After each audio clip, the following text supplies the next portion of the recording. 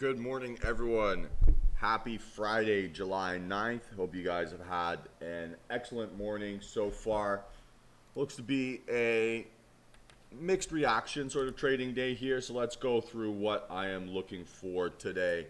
Let's start things off with the SPY, right? So, pretty bullish recovery yesterday, right? Dip got bought back up like we talked about. So now all-time highs are back in play. I think we want to let this thing develop, right? Let it see how it reacts back at ATH before we look for any bearish moves. So for me, right, bullish case begins above this 434.77, right? Break that area, low vol pull back and go. Right? If we get a really aggressive rejection with like a hammer, full body bearish, right, and bearish engulfing on volume, I'll be happy to play rejections back down towards sort of yesterday's high. Otherwise, the bearish case begins under that 430.60. All right, we're well outside the Bollinger Bands, so we're not going to get any reversion plays here. If we get a big move, maybe we'll get a breakout. But I think the SPY will probably be more one to watch than trade today. Don't anticipate necessarily huge moves today, but we'll have to keep this on watch and still look. Right, similar story for QQQ, except we're getting much less of a dramatic gap up here this morning. So for me, right, bull case begins above that 360.40 area. Right, it's got about $1.30 towards that. Sorry, $2.30 towards that 362.77 area. Right, so that's sort of the bull case. We can break up above that, then obviously same thing as the SPY. Right, low vol pull back and go inside this 360 to 362 break. Right, you're looking for a similar thing, where you want that low vol pullback or some sort of sign of weakness getting taken out before you chase this thing up. Right? If we do get that breakdown, for me, bear case begins under that 356.14 towards that 354.45. I'm not super enthused by the bearish scenario here, so I'm going to want to wait for a lot of really convincing pieces of information. Right? Similar with the SPY, right, not really in play for any Bollinger Band reversions or breakouts. So we'll continue to keep an eye on that, but I don't anticipate those to be in play today. Okay, so Apple, right? Apple continues to maintain this wedge breakout.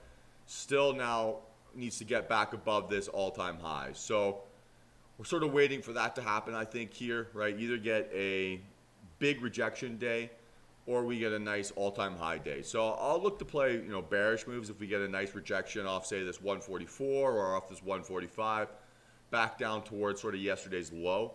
But I think what I want to see the most, I guess, on this Apple, right, is a break above this 145, low vol pull back and go, right? I'm not super interested in playing breakouts towards this ATH. I'd rather just play breakouts above.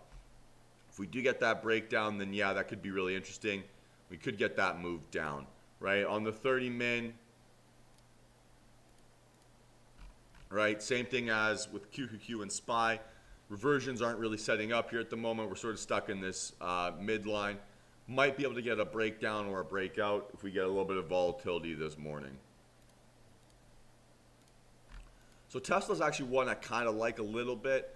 I think this 670, if we can regain this shelf, I think that could be a possible nice, bullish setup there. We could get room for a nice bullish setup.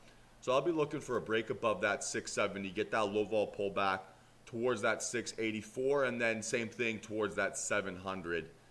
If we do reject there, then I'd like to see a move back down towards the 655 and then maybe towards that 630 zone. Basically see if we can bounce off this trend line. If we get a nice bounce but not really a reversal play, like no reversal candle, then I like a break under the 619 for this ascending wedge breakdown. Right, we had a pretty nice wedge breakout, which is now turning into an ascending wedge here on Tesla, right, at this 700 level. So long term, want to see a break of that 700. All right, doesn't look like it's ready for that yet, but it might have a nice play above this 670 towards that 685 zone.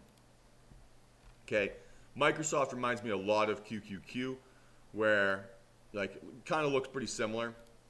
Right, so I'm looking for a breakout above this call it 279 area, right, towards that 280. I think in general, Microsoft maybe won't be the nicest to trade until we get back above all-time highs, or we break down under this 274. So I think maybe this is more one to watch than one to trade today. But we'll have to keep an eye on this and still see how it comes together for us. I still think it's going to be relatively strong. So if the leading names are good, right, we might be able to just filter out and find something better. So besides those 5 staples, there's kind of 5 other setups I'm looking at today. So let's start with Oracle, ORCL. I like this a lot. We had a pretty nice breakout here, right, followed by yesterday on high volume inside bar consolidation. So this thing can set up for us in either direction. I mean, for me, my favorite would be a breakout above ATH, right, at that 87.24 zone. I would prefer that. I think that would be the best. But if we do get that breakdown under 84.50, this thing's got room down towards 82.80-ish, right? So I love this inside bar consolidation, right? This is definitely telling me, this inside bar definitely telling me more bearish than bullish, right? And that breakout continuation on July 7th, maybe, you know, that top wicks maybe telling me some signs of exhaustion. So my favorite play would be the bullish breakup, but maybe the most likely is the bearish breakdown. But inside bar consolidation, this thing can move pretty quickly if it does. So hopefully we can get good enough volume to keep playing this down. Right, next up is Amazon. Amazon I like a lot as well today, right, on a bullish engulfing setup. Volume didn't quite get bullish engulfing, but certainly got pretty close. So for me, I want to see a breakout above that 37.65 area, right? If we can crack up above here, get that low vol pullback and go, I think that could be a really nice breakout play at ATH, right? Amazon introducing their new CEO. I saw a few price targets get up to 4,000. I mean, price targets from banks and brokers don't particularly mean much to me, but if we can get a little bit of a positive catalyst on this, then that breakout above that 37.70, maybe we'll call it, could have a little bit of momentum and some gusto behind it. So that could be a possibly fun play as well.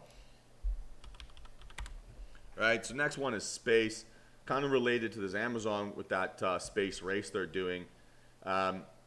Richard Branson, I think, is their eccentric billionaire CEO. Right, he's blasting off into space this weekend. So maybe we get a little bit of volatility or a little bit of craziness in this thing today in anticipation of that event where people are like setting themselves off. One of my room members, I think he made a really good point yesterday, is that space probably is a sell the news trade, I think. Yeah, I think that might be it could be a really nice way of playing this. I don't know how much further upside we're going to get here, but we are printing a bit of a bull flag, right? Bull flag hanging out near all-time highs certainly is a catalyst for a possible squeeze move. So today, right, looking for a breakout above that 57.60, right? Pre-market hanging out at that 51.25, so it's going to require a bit of a move, but this thing can move $5, $6, $7 sometimes. So I'll have to wait and see how this goes. I mean, there's definitely a higher risk breakout play at around this 54 area towards that 57, and I might look to take a stab at that as well. We'll have to just see what the volume is like on this thing this morning and see what the other setups are looking at. I think we might be able to filter out something stronger than this, but this still looks like it could have a little bit of potential for us. All right, so I still like this PayPal quite a bit. Right, PayPal bull flag still holding up relatively well. So I want to see us break above that 300 area, right? If we can break above 300, then this thing's got quite a bit of room up, maybe towards that 308 area. This might be more of a suitable swing if it happens, or like you get that breakout and do a roll-up swing to get towards that 3010 area, right, towards that all-time highs. I still think this would be a nice potential play. Might not set up today. Could set up early next week.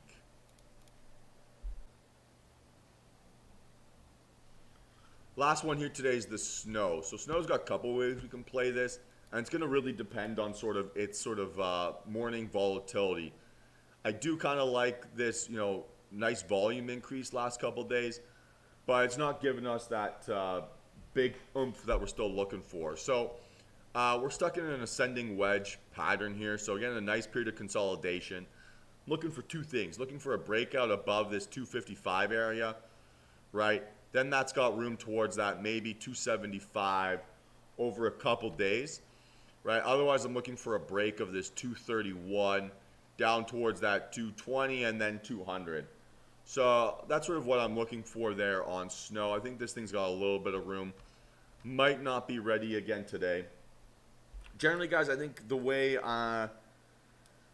volatility is a little bit down. I think today might be a little bit of a trap day. So just be a little bit careful out there. I think there is a lot of potential for some nice breakouts. But the market's been pretty active this week. There's been a lot of nice movers.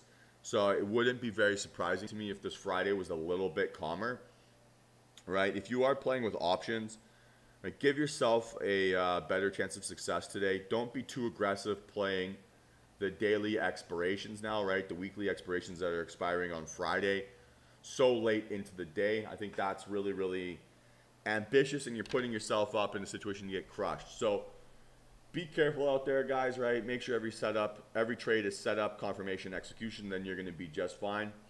Otherwise, happy hunting. Best of luck out there, and we'll see you in the post-market recap.